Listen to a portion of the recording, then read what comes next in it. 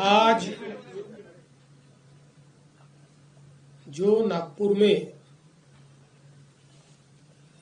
दंगाइयों ने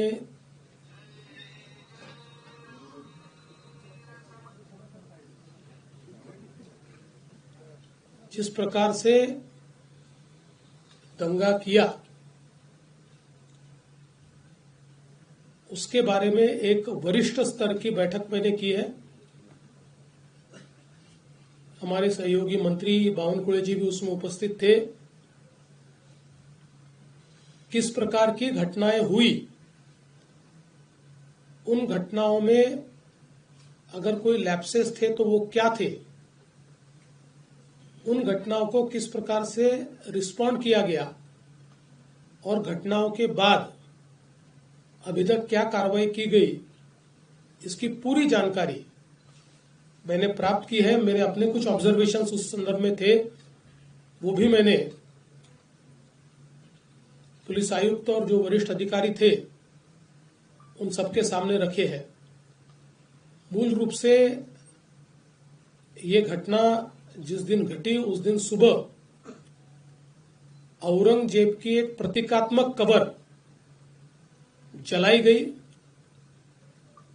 और उसको जलाने के बाद कुछ लोगों ने उसके बारे में कंप्लेंट भी की। पुलिस ने नियम के अनुसार उस कंप्लेंट को एंटरटेन भी किया, लेकिन बाद में कुछ लोगों ने सोशल मीडिया का उपयोग करते हुए पॉडकास्ट और पोस्ट के माध्यम से ये औरंगजेब की प्रतीकात्मक कब्र नहीं जलाई गई तो इस पर दरगाह की चादर लगाई थी और उसमें कुरान की आयतें लिखी हुई थी, उसको जलाया गया। इस प्रकार का एक झूठा प्रचार किया और लोगों की भावनाओं को भड़काने का काम किया। शाम के समय नागपुर के कुछ इलाकों में लोग जमा हुए और दंगाइयों ने पत्थरबाजी की, गाड़ियों को तोड़ा, दुकानों पर हमला किया और बड़े पैमाने पर नुकसान करने का काम किया। पुलिस ने भी अच्छी कार्रवाई की। 4, साढ़े 4, 5 घंटे में पुलिस ने इस पर पूरा काबू लाया। उसके लिए आंसू गैस के गोले छोड़ने की बात हो या अलग अलग प्रकार से जो कार्रवाई करनी पड़ती है वो सारी कार्रवाई पुलिस ने की, जिसके कारण इसको काबू में लाया गया। इसमें बड़े पैमाने पर पुलिस घायल हुई। पुलिस के हमारे डीसीपी लेवल के 3 लोग और कुल मिलाकर 33 पुलिस के लोग और कुछ सिविलियंस और सारे कुल मिलाकर 40 लोग इस प्रकार से इसमें घायल हुए। उसके बाद पुलिस ने इन इलाकों में कर्फ्यू भी लगाया।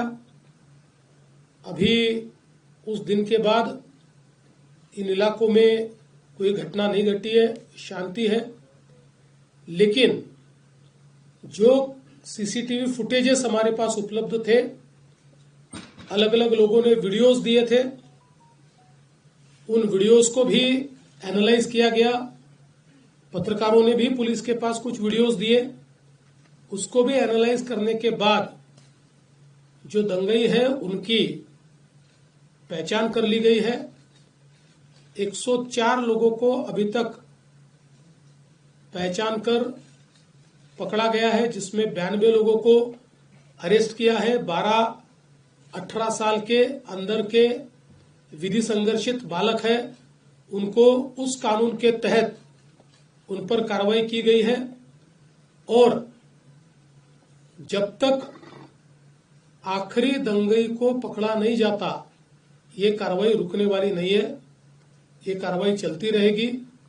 लगातार एविडेंस आ रहा है, उस एविडेंस के आधार पर ये कार्रवाई यहां पर चल रही है।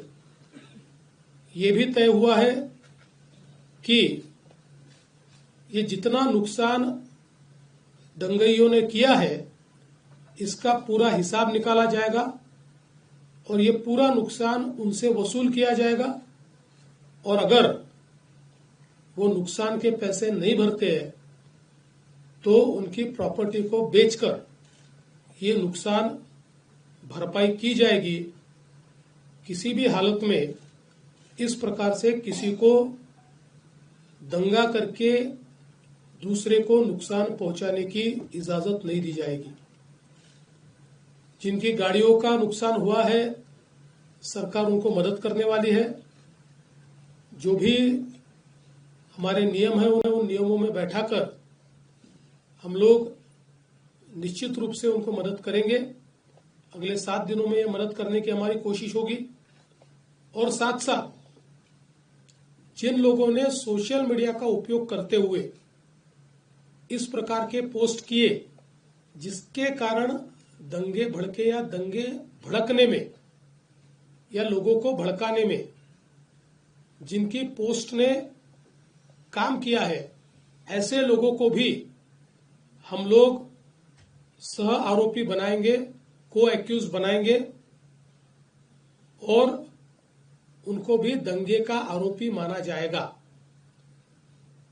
करीब 68 पोस्ट ये अभी तक आइडेंटिफाई करके उसको डिलीट किया गया है। कुछ आइडेंटिफिकेशन अभी भी जारी है। वो आइडेंटिफिकेशन होने के बाद उस पर भी कार्रवाई की जाएगी। नागपुर की एक अपनी संस्कृति है। 1992 के बाद नागपुर में कभी भी इस प्रकार के दंगे नहीं हुए। कभी छोटी मोटी घटना हुई होगी, लेकिन इस प्रकार से आगजनी करना, लोगों के गाड़ियों को तोड़ देना, पत्थरबाजी करना, ये किसी भी हालत में सहन नहीं किया जाएगा। और इस पर कड़ी से कड़ी कार्रवाई ये हमने शुरू कर दी है और ये जारी ही रहेगी जब तक हम लोग ये जो दंगे हैं इनको सबक नहीं सिखा देते। विशेष रूप से जिन्होंने पुलिस पर हमला किया है उनको तो निश्चित रूप से अपनी करतूत का भुगतान करना ही पड़ेगा। कड़ी से कड़ी धाराएं उन पर लगकर जब तक उनको कठोर से कठोर दंड नहीं होता तब तक हम लोग शांत नहीं बैठेंगे। सर, क्या इसमें विदेशी शक्तियों का भी जिक्र किया जा रहा है कि बांग्लादेश कनेक्शन जोड़ा जा रहा है, मालेगांव कनेक्शन जोड़ा जा रहा है, और क्या इसकी जांच नागपुर पुलिस के साथ साथ एनआईए भी कर रही है? क्या सर याला जोडून टेरर अँगल काय आहे का सर याच्यात? देखिए, इसमें अभी सारी तफ्तीश चल रही है।